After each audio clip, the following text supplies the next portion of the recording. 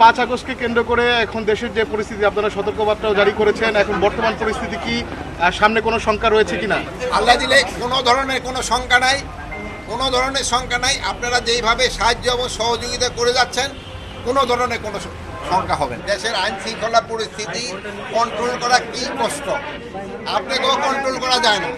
আপনাকে থেকে আমি বললাম যে আপনারা 3 জন লোক দিয়ে দেন, 3টা ক্যামেরা দিয়ে দেন, আপনারা নিজেরা ডিসিশন নিতে পারলেন না।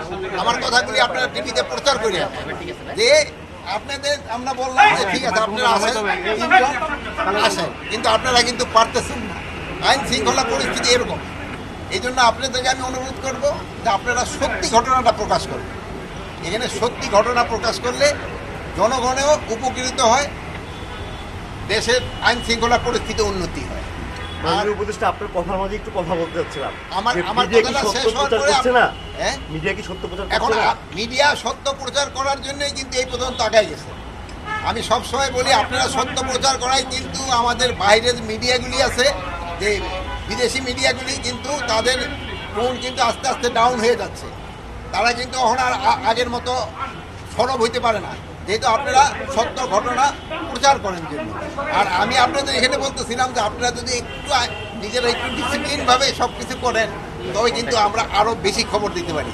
যেমন আমি আপনারা আজকে চাচ্ছিলাম যে আপনারা আমার সাথে অল্প কজন, যেহেতু ভিতরে এত লোক নেই তো ঢুকে যাবে না, আপনারা আসেন, পরে আপনারা আবার আরেকজনকে দিয়ে দিয়েন। এইটার জন্য আপনাদের আমি একটু মাননীয় উপদেষ্টা, 5 আগস্টকে কেন্দ্র করে এখন দেশের যে পরিস্থিতি, আপনারা সতর্কবার্তাও জারি করেছেন, এখন বর্তমান পরিস্থিতি কি, সামনে কোনো শঙ্কা রয়েছে কিনা?